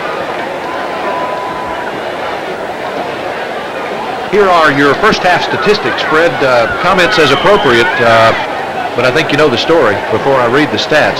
Homewood with 9 first downs, 25 rushing attempts for 130 yards, 4 passes attempted, 2 completed, none intercepted. Here's Matt Trammell, the Sylacauga quarterback, on a keeper. Trammell out across the 25 up to almost the 30-yard line on what may have been a broken play. I don't know, as he ducked back in. Brian Greer on the stop for Homewood. Continuing with the stats, total passing yards for quarterback Wes Steed tonight, 90 yards, but I'm not sure if Corky Alexander may share some of those yardage, some of that yardage. I believe a lot of he had that pass play to Martell Smith. Jason Jones. That's exactly right. So not all of that to West. Here's Trammell on the give to the first man through. Looks like a first down by Russell Jackson. Jackson, the junior fullback for Sylacauga. So total yards for Homewood in the first half, 220 yards of total offense. No punts, no fumbles, 2 penalties for 20 yards. Homewood with strong offensive performance and ball control in the first half. You know, Barry, as I look back through the stats, we can attribute that pass to Jason Jones to Wes Steed. Thinking back, he eluded the brush of Russell Jackson to get that pass off. So I believe a great deal of that passing yard should go to West. Here's Greg Averett on a dance and run out across the 35 to about the 38-yard line. Sylacauga coming out slightly different than they did in the first half. They're coming a little more wide off tackle, using different slants and some different schemes in the offensive line, working more successfully than they did in the first half, and giving Everett a little room to run, a slant here, a crease there, and with his speed and quickness, he's taking advantage of it. Sylacauga coming out a little more intense than Homewood, yet they're down 35-0. Absolutely. Eugene Sharp on the stop that time after an 8-yard gain. Line of scrimmage, the 39-yard line on a busted play in the backfield. Matt Trammell had to be a quarterback keeper that time against his own will. He gets the ball up almost to the 40-yard line. Maybe a gain of 1. Sylacauga in the first half had 5 first downs, most of those coming in that final drive in the last minute and 41 seconds. They rushed the ball 14 times, came away with -2 for total yardage on the ground. Attempted 12 passes, completed 5 with 1 interception, 66 yards in the air, 64 yards in total offense. They punted the ball 3 times for an average of 29.5 yards per punt. Here's Trammell on the give to Greg Averett. Averett around his right side, pursued and brought down by Homewood's number 28, Eugene Sharp again, and also Elvin Skipper on the stop. Eugene Sharp, a junior, Elvin Skipper, the senior. Elvin Skipper injured late last season, had to sit out the last couple of games, and Eugene Sharp picking it up quickly this year, as is Elvin Skipper again. Very experienced secondary crew for Homewood. Makes life for Coach Thorson somewhat easier. Sylacauga has a wide receiver, number 83 in the ball game, and I don't have that number, but this give is to Averett around the left side. He scampers across midfield, down across the 45 to about the Homewood 42 or 3-yard line. Averett with a lightning quick cut to the outside will net Sylacauga another first down as the clock continues to roll with 9:04 remaining in the third period. Averett that time with a 13-yard gain. The line of scrimmage, now the 43-yard line of Homewood as Sylacauga works into Homewood territory. And Sylacauga having more success than in this one drive than they did in the entire second half. However, there, Homewood gets to Trammell, drops him for what looks to be about a 10-yard loss, Barry. And that's not the first time that Mr. Jonathan Hamaker has met Mr. Trammell in the backfield. This defense for Homewood's playing like seasoned veterans now. They're up 35-0, just blowing and going, looking for Trammell anywhere, looking for Averett, looking for Sylacauga to throw their best at them. They're ready for it.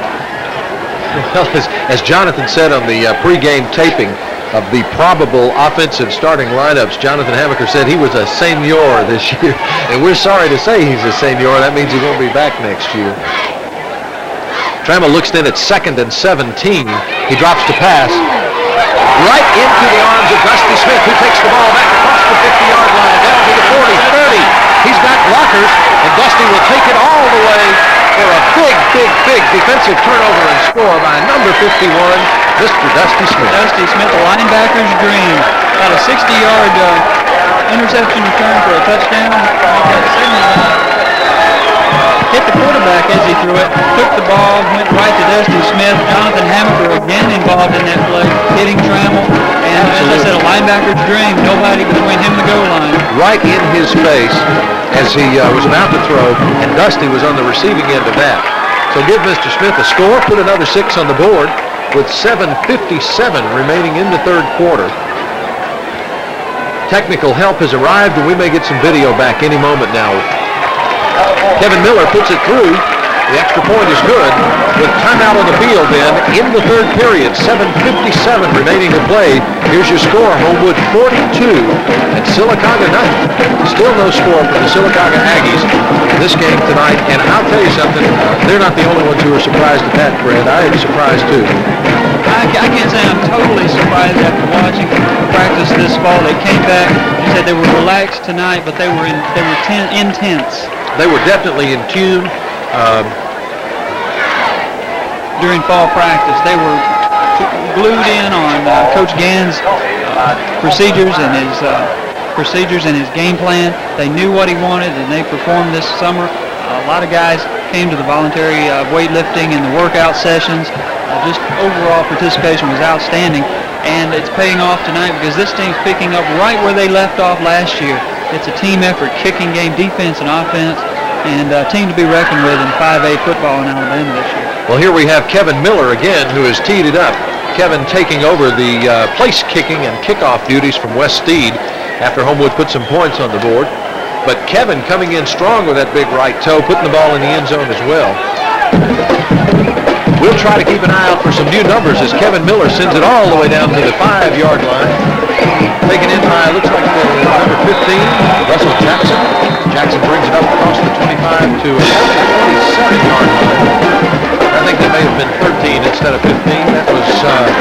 Alcindor Dark, the runner that time.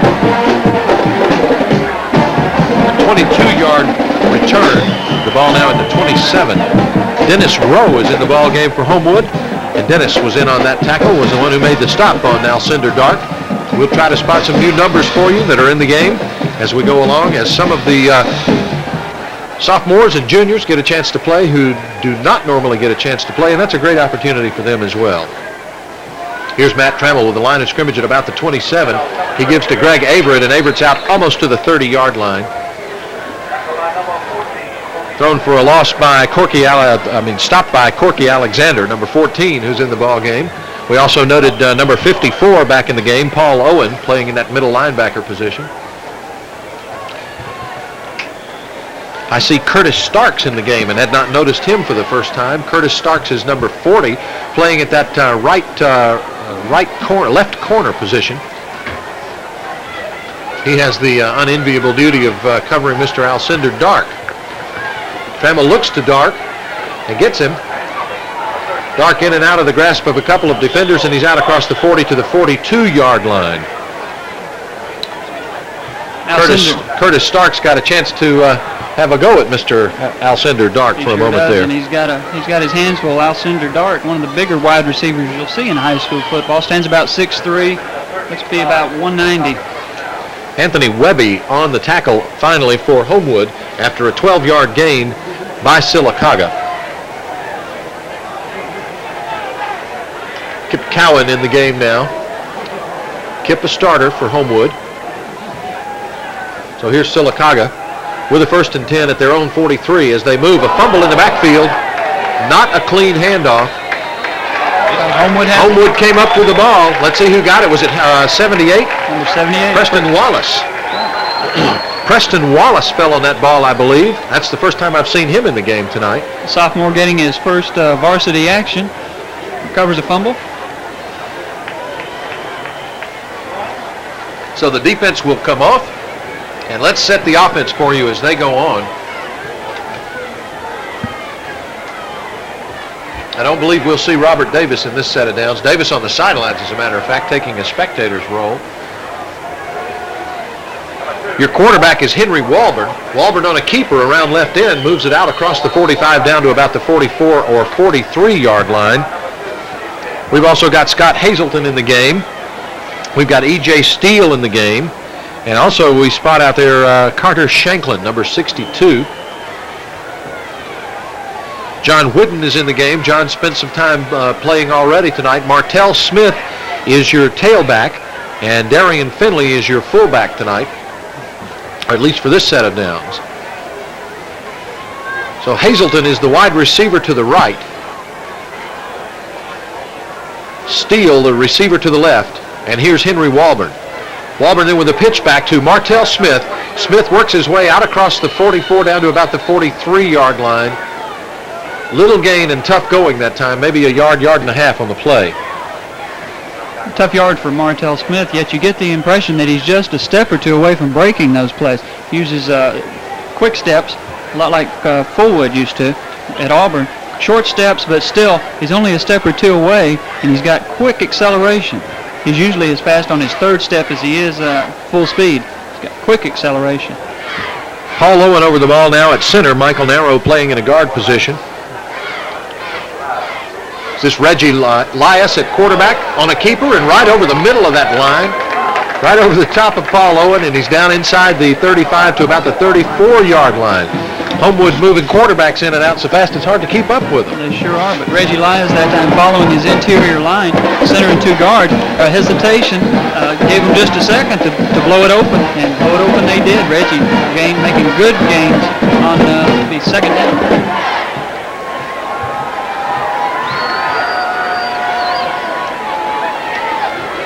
Here with a 3rd and 8 now. That can't be right.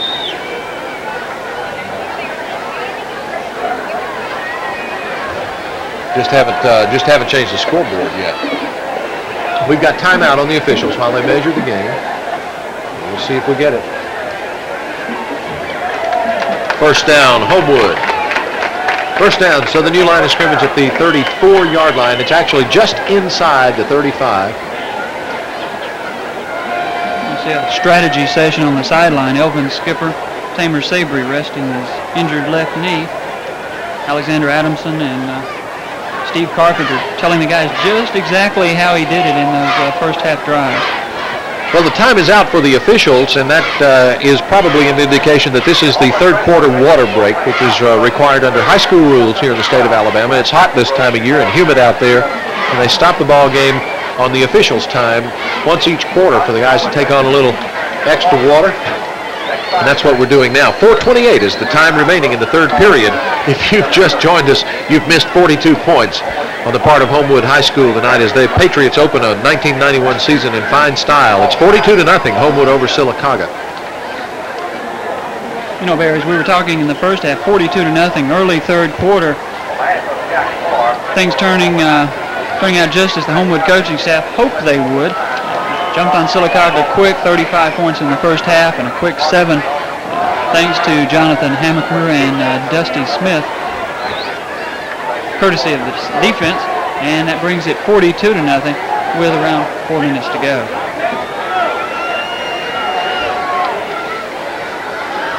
Back to action on the field. Darian Finley takes the ball down inside the 35 to about the 33-yard line. Trying to see Sylacauga's number 2, DJ Conville, in on that stop. Some others in the middle of the Sylacauga line. Martell Smith comes out of the ball game. I'm seeing Ahim Sabry into the game for the first time tonight, number 42, and I guess that's Tamer's brother. And Tamer, of course, out for 3 or 4 weeks, I guess four games probably, with a left knee problem. Here's the give to Finley again. Darian takes it down just across the 30-yard line as the clock moves in the third period with 3:20 remaining.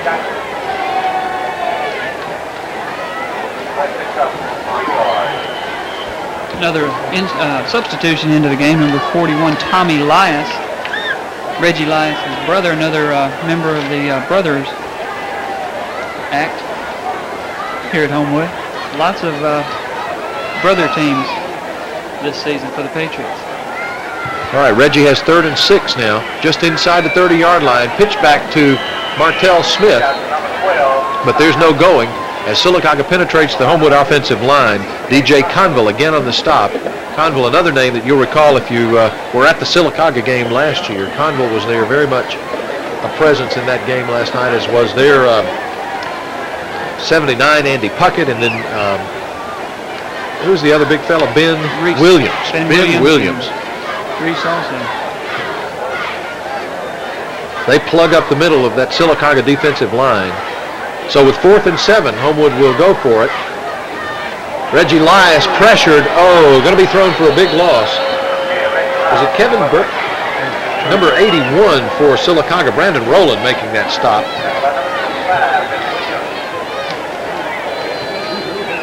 In there to help that time was also Brian Reese, the big defensive tackle, senior, who last year played a very big part in the Sylacauga defense that held Homewood to only 14 points, but that was one more point than they needed. Well, with about 2 minutes remaining in the third period, the stats, and these are unofficial, but this is about as close as we're going to get it. The stats show Homewood with 140 yards of rushing offense, 90 yards of passing offense, 230 total. Sylacauga just half of that now, 113 yards of total offense. Here's Matt Trammell's pass out on the flat to Greg Averett. To Fred Garrett, and incomplete, just slightly overthrown. You know, that's interesting. Those statistics, even though Homewood has doubled up on Sylacauga in total yardage, the score would not indicate that. A 42-0 score would indicate it'd be even much more than that. That's right. Homewood has driven the ball.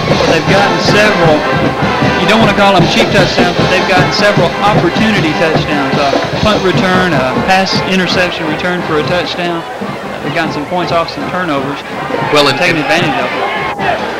As we watch Alcindor Dark move around the right side, and there's a flag on the play, so that'll stop the clock, and we'll have to see what the call might have been.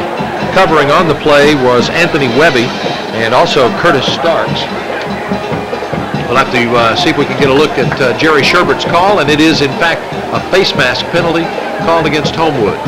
Flag thrown right in front of the Homewood coaching staff at about the 49, almost close to midfield, right at the 50-yard line. Should be a...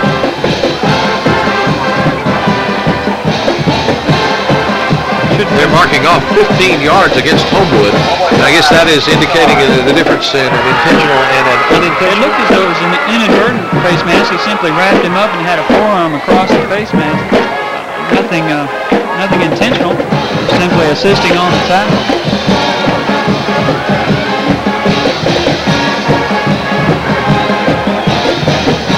Well, Sylacauga with good field position now at the Homewood 35. So here's their quarterback, Matt Trammell, and he'll pitch back to Greg Averett. Averett around left side with a good bit of running room. One man grabs at him. Martell Smith finally grabs him around the knees, and they wrestle him down. Michael Andrzejewski also in on the tackle, but not before Greg Averett gets across the 30-yard line to about the Homewood 29.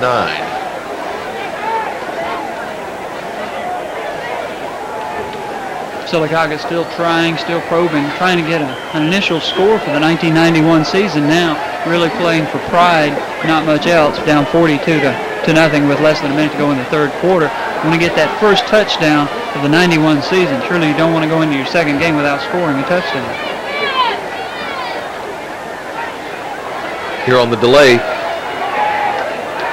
the give is to Averett, and Averett really fights his way down across the 20-yard line to about the 19, or just inside the 20. Good scrambling, good running on the part of Greg Averett. Fine running back for Sylacauga. He's really worked hard tonight. He sure has. Greg Averett, Michael Dark, Alcindor Dark, Fred Garrett, all these guys trying. In a time when you're down 42 to nothing, coaches watch closely. They see who the guys are that they can count on when the going gets tough, and who's ready to pack it in and wait till next week, try it again. You know, I like to see these guys struggling like this. Reggie Lias and Eugene Sharp on the tackle that time as the clock winds down. We may get one more snap, and we do in the third quarter. Here's the pitch back to Averett. Averett will come across and score for Sylacauga. In and out of the grasp of Corky Alexander, and Averett finally puts some points on the board for Sylacauga as time runs out in the third quarter. They'll kick the extra point on this end of the field, and then we'll stop and give you timeout as we change quarters here. And Sylacauga's tried that play several times tonight. A little bit, each time they ran it, a little bit more success, a little bit more experience with it. Finally they ran it and got everyone blocked they needed to. Corky Alexander with a shot at Averett. You see number 2. Conville holding. We've got timeout. And Sylacauga calls timeout. I'm not sure who called that timeout for them.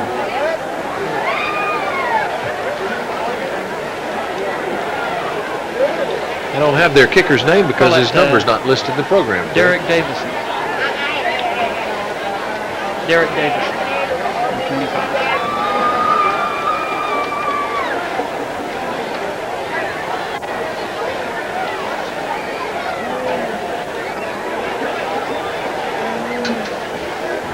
You know, earlier I had a fellow named Jimenez as their kicker with wearing number 25. And the folks from the Sylacauga radio station were the ones who gave me that name. We'll just have to. We'll double check that. We'll just have to see. At any rate, here's the attempt. The kick is up, and the referee signals that it's good. So time has run out in the third period. The score now, Homewood 42, and Sylacauga with its first points on the board tonight, 7. We'll be back after this from one of our sponsors. You're watching Homewood Patriot Football.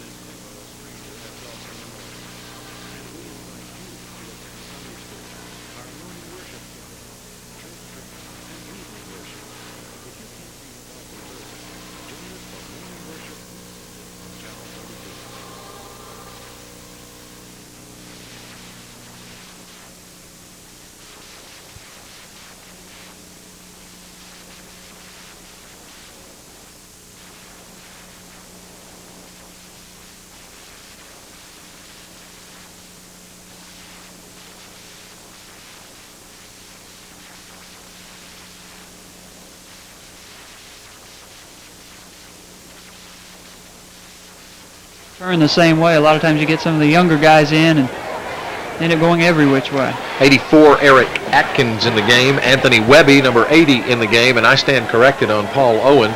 He is a defensive end, not a middle linebacker. Here's a pass from Matt Trammell out to Michael Dark, the senior wide receiver. Dark across the 50, but hit hard at the 48-yard line. Looks like it was Curtis Starks on that tackle, a good open field tackle by Starks. Got a glimpse that time of the running ability of Dark, a very quick, agile receiver with a good size again. Eugene Stark that time putting him on the ground after a long game.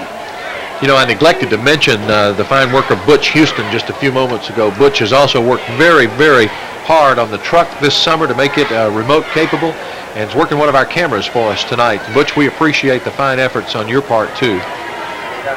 Here's the pitch out to Greg Averett. Averett works his way down across the 40 to about the 39, 38-yard line. The clock continues with 8 minutes remaining now in the ball game. Sylacauga finding a little bit of offensive success here late in the late going in the game, running against the Homewood combination second and third team. Martell Smith on the stop that time. Fred Martell is going both ways with this young team that's in now, and he's seeing a tremendous amount of playing time tonight. That will stand us in good stead in years to come. Yes, it will. Yes, it will. Every bit of playing time these guys get now will pay dividends next year and the year after. It wasn't that long ago, guys like Eric Rebels and Jonathan Hamaker were in this same situation. 2nd and 2. On short yardage situation, Matt Trammell gives to his running back, Russell Jackson. Jackson, the fullback, goes through. Paul Owen on the stop that time. But the gain is enough for a first down. So now the line of scrimmage becomes the Homewood 34. And the chains move and the clock runs with 7:15 remaining in the fourth quarter. No one's left the stadium at this point, although I think the game is a foregone conclusion.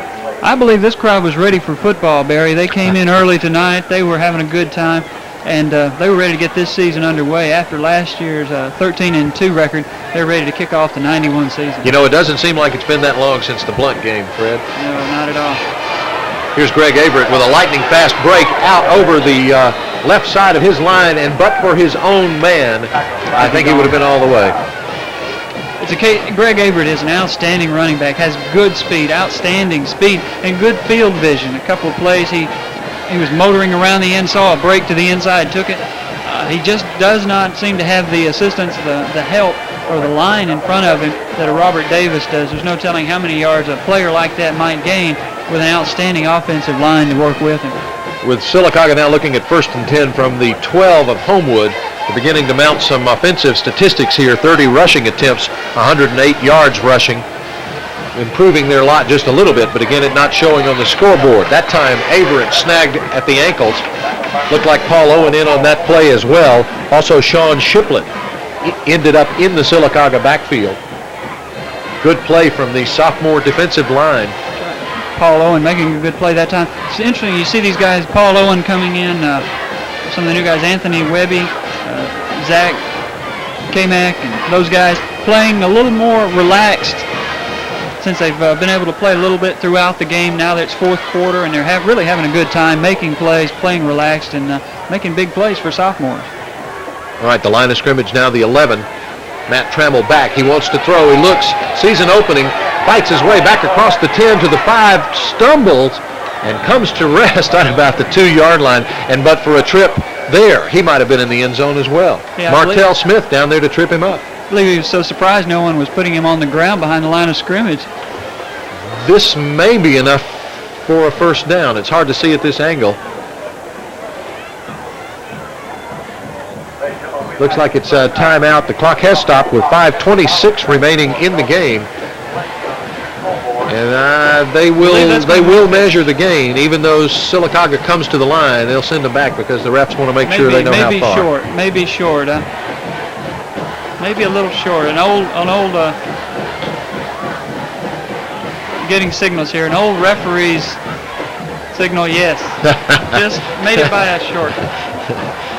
So Sylacauga with a first down now at about the Homewood 2-yard line, maybe just inside the 2. That old referee's trick, those of you at home can watch this.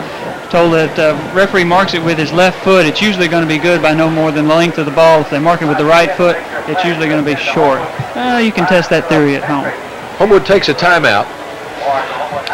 And Coach Thorson heads out to the field to talk to the guys to tell them what they need to do. You know, the score is not a factor at this point, Fred, but I'm sure that the guys out on the field don't want Sylacauga to score any more than anybody else does. No, it's a matter of pride with them. With Sylacauga, it's a matter of pride getting on the board as many times as they can, and it's just as important to this young group of Patriots to keep them out of the end zone. Sylacauga still has seniors on the field. Alcindor Dart. Well, he's a junior, but some of the other guys. Well, Averett's still out there. They've still got Trammell in at quarterback. DJ Conville, a senior. The rest of the guys, that offensive line, they don't want to get blasted this badly in their first game of the senior year. It's interesting that in the old statistics category, because of some punt returns and pass interceptions, Sylacauga may, in fact, beat us in total yards, passing and rushing, and we beat them 42-7 on the scoreboard. We'll take that second that step. 42-7 comes also with the ability of our folks to play sophomores for the better part of 3/4 of the game, and I'll take that trade-off. Here we are now, Sylacauga looking at second and goal? Should be first and goal from the 2. They just haven't changed the scoreboard yet. Trammell with a give, and there is the touchdown.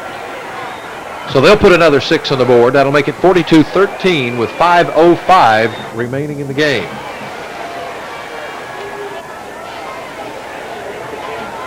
Would have been tough to hold them out, I think. Number 15 that time, Russell Jackson, just running behind his interior line and just bowling over the goal line. We have a correct name on the Sylacauga kicker now. Is this Jorge Jimenez? Jorge Jimenez. Jorge Jimenez. Number 25. Well, Jorge puts it through, it looks. Yes, indeed. They signal that it's good. So with 5 minutes and 5 seconds remaining in the football game, your score is Homewood 42 and Sylacauga 14. One of the young fans at the game tonight.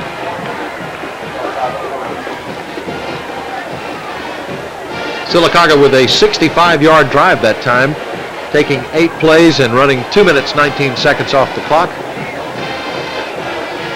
And so they add a little bit of respectability to their effort.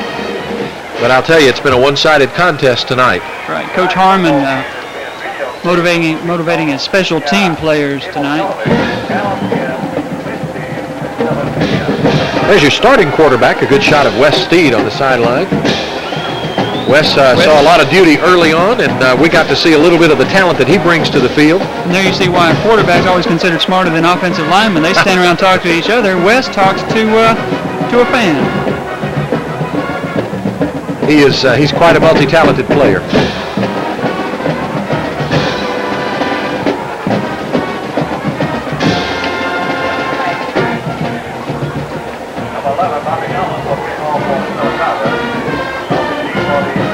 Sylacauga has it teed up to the strains of the Rocketeer. They try an onside kick. Kip Cowan takes it in and manages to hold on. Excellent play by Kip. He saw the ball coming, grabbed it, and took a hard hit, but held on, and Homewood then has possession at the 43-yard line. I'll try to set the offense for you as Sean Chiplett checks into the game. Here coming into the game also, number 62, Carter Shanklin for Homewood. And coming back into the game, number 40, Curtis Starks. Well, Curtis will check out.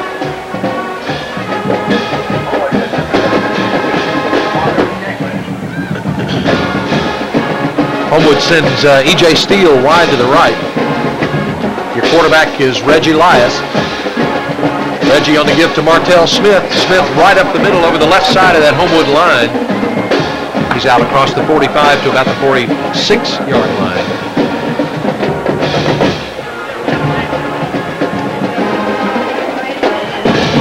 After a gain of about 2, call it 2nd and 8. Sylacauga is going to bow their necks on this one. They don't want Homewood to score. They'd love nothing better, in fact, than to get the ball back and put another touchdown on the board, make it a respectable score. Like to make it look good. Of course, tonight, Barry, we should give credit to this coaching staff. Bob Newton, Mike Thorson, Rip Harmon.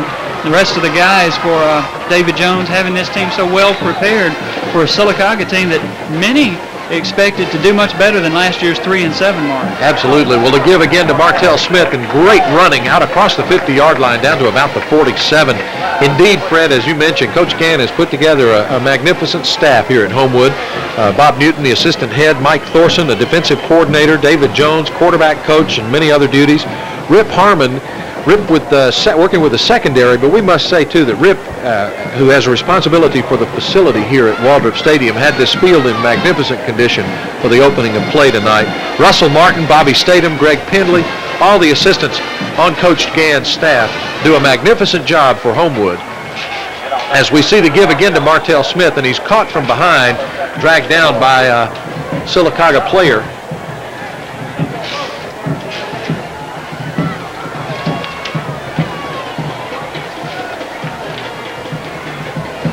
Also want to mention the members of the training staff who work with Coach Pendley, Faith Griffin and Beth Staples, Denise Bailey and Monica Tejaharda. Also, a new addition to the Homewood staff for this year, Michael Young. Michael, a graduate of the University of Alabama in '83. He works with the assistant the freshman football team, and also an assistant to Russ Martin and Bobby Statham with the baseball team. Also mentioned Scott Pyburn, who's the team chaplain here at Homewood. A fine staff that puts together this football season each year. Well, on 4th and short, Homewood makes the first down, and they'll retain possession at about the 43-yard line.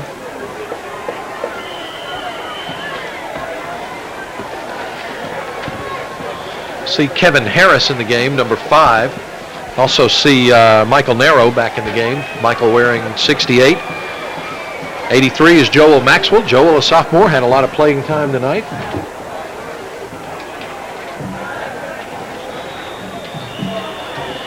There are penalty flags on the play as the clock stops with 2:28 remaining.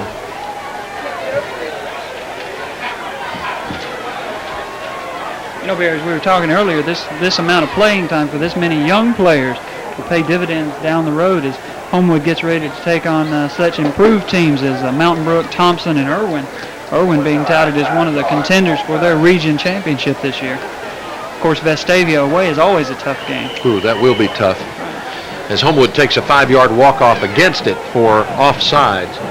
That is the 4th penalty for the Homewood team tonight. A total of 40 yards in penalties we've seen.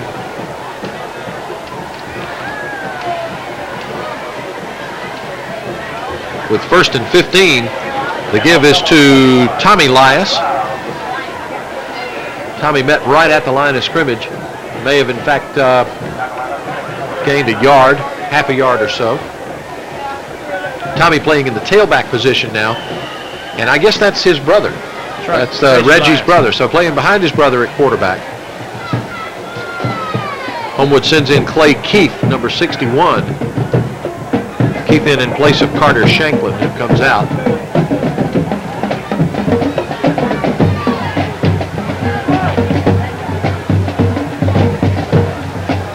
As they look at 2nd and 15, 1 minute 29 seconds remaining. Here's the pitch back to Tommy Lias. To Ahim Sabry. And Sabry pulled down just behind the line of scrimmage, so we'll see a loss of 1, bringing up 3rd and about 6. Sylacauga taking a timeout. Coaches want to take a look at some things, talk over their defensive strategy. It's late in the game. Really not much strategy to it at this point. Less than 2 minutes to go in the game. Homewood having some success with their 2nd and 3rd teamers. Homewood has Brad Gerard in the game now, number 65. Again, want to congratulate the high school girls volleyball team for a big win tonight over Shades Valley. Double win tonight. If you haven't seen the Homewood High School girls play volleyball, you ought to do that sometime this season. They've got a great team.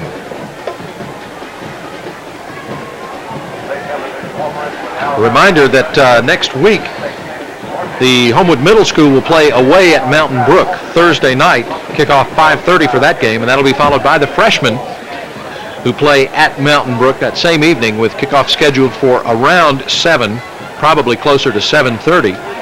And then a reminder that on Friday night, We'll be back here at Waldrop Stadium with Mountain Brook visiting Homewood for the second game of this 1991 season. Reggie Elias now looks at 3rd and 16.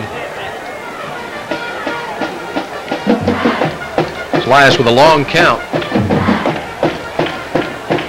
The fake to Smith. Elias on the keeper around right in. One man to get past. He dodges, moves it out to about the 42-yard line before finally being brought down.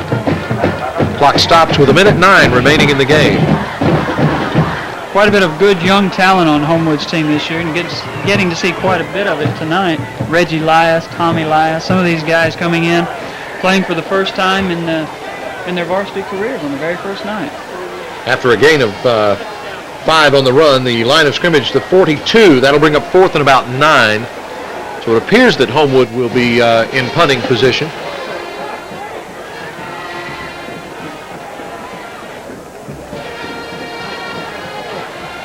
Eric Rebels checking into the game. He's the snapper back on the punt. Looks to be Kevin Miller in the game to kick. That's right. As the Seminole war chant rings throughout Waldrop Stadium.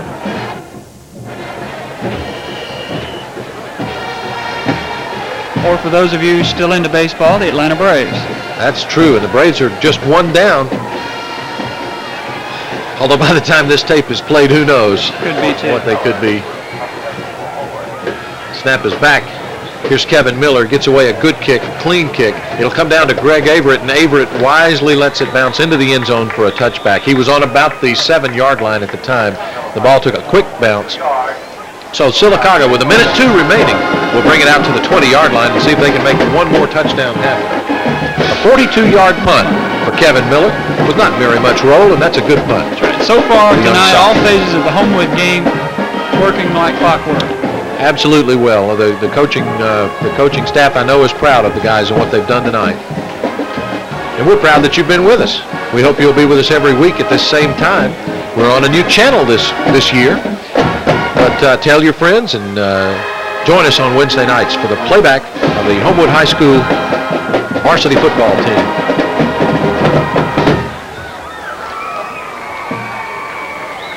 We'll travel to a number of away games this year, and we anticipate good times at all of those. We've been to most of those stadiums in the past. Be heading up to Oxford. Indeed, we'll head to Oxford. I'm also dreading a little bit that trip over the mountain to Vestavia. Always, Buddy Anderson always has a tough team. Two teams will face this year, Barry, McAdory and Midfield, both teams sporting new head coaches. Just prior to the season, both teams losing their head coaches to promotions. Sparks in Midfield and McAdory's head coach. Oh, that's right, Vicky Atkinson, who's gone out to Irwin, I believe. Irwin is the principal, assistant principal. All right, here's Matt Tremmel, making sure his signals are straight after a penalty for delay of game. Tremmel's footing slips a little bit. He sends one up wildly. Who's got it? No one. Martell Smith went up and fought over it with Bobby Thomas for Sylacauga. No flag on the play, although the clock stops with 54 seconds remaining to play in the game. Paul Owen right in the face of quarterback Matt Trammell as he threw it. He just missed a sack. So 2nd and 15 now. The line of scrimmage about the 15-yard line. An interesting statistic. Sylacauga hasn't thrown a ball over the middle or anywhere near the middle of the field all night long. All their passes have been from the hash marks to the side. Here's Matt Trammell with 2nd and 15. He's got Averett at about the 35-yard line, and Averett moves it on up and struggles out to just about midfield. An excellent pass play. Stop on the play by the stop that time by Homewood's number 80, Anthony Webby. Clock stops with 45 seconds now remaining. Again, Sylacauga playing for pride right now, trying to move the ball down the field. Greg Averett, a junior, we'll see him again next year. Quite a few college scouts looking at him. 22-yard pass play from Trammell to Averett. And he'll try it again. Trammell back. Looks long, throws. The intended receiver, that time Fred Garrett, but Garrett was about 5 yards further than the point where the ball came down.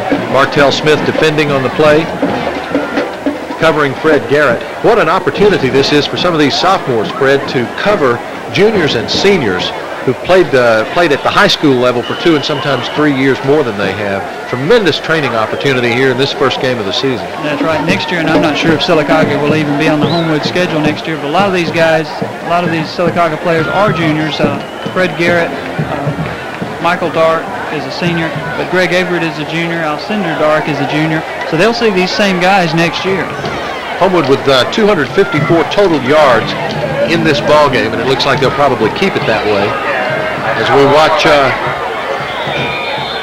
Matt Trammell on the quarterback keeper move it out across the 50 and down to about the 43-yard line. Some stats for Homewood: 11 first downs in the game, 42 rushing attempts for 164 yards. They passed the ball 4 times with 2 completions for 90 yards. 254 total yards for the Patriots, 2 punts averaging 36.5 yards, no fumbles, 4 penalties for 40 yards. All in all, just a spectacular game as flags fly while Matt Trammell is in the grasp of Paul Owen. That stops the clock with 19 seconds remaining, and we'll see what the penalty call is this time. Quite a bit of work to be done on the Sylacauga offensive side of the ball. Their pass protection tonight somewhat less than satisfactory. Not holding their blocks, not moving their feet. A lot of offensive linemen standing around watching as quarterback Trammell is pummeled by the Homewood Patriots. He's been sacked. I don't have the statistics tonight. It had to be at least 5 to 7. Well, the call, as you can see, is a legal procedure against Sylacauga, and Homewood will decline that. It's been pointed out to me that that was Eric Atkins who had quarterback Matt Trammell in his arms a few minutes ago. We're happy to set that record straight. So here with 19 seconds remaining in the game, Sylacauga to make probably, 2 more plays out of it at the most, maybe 3? Possibly. 2nd and 10. Second and about 13 or 14.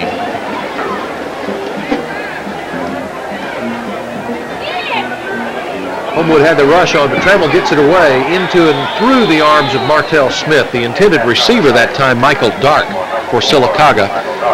8 seconds remaining in the game, and surprisingly still a lot of the crowd here tonight. Oh, a good crowd. A lot of them still here. I think they want to stay and celebrate. I think they do. A lot of them have guys playing, quite a few parents.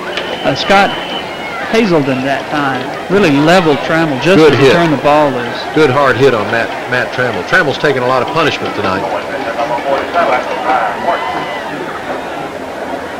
So here with 8 seconds remaining, he'll throw it one more time. Dancing around. Trammell ends up as a keeper, and the clock runs out. What a magnificent outing for the Homewood Patriots as they take a big win against the Sylacauga Aggies tonight. The inaugural game of the 1991 season. There's your final score, ladies and gentlemen. Homewood 42 and Sylacauga 14. It's been my pleasure to work with Fred Morris. I'm Barry Copeland. We'll see you next week as Homewood takes on Mountain Brook right here again at Walbrook Stadium. We've enjoyed having you with us. You've been watching Homewood Patriot Football.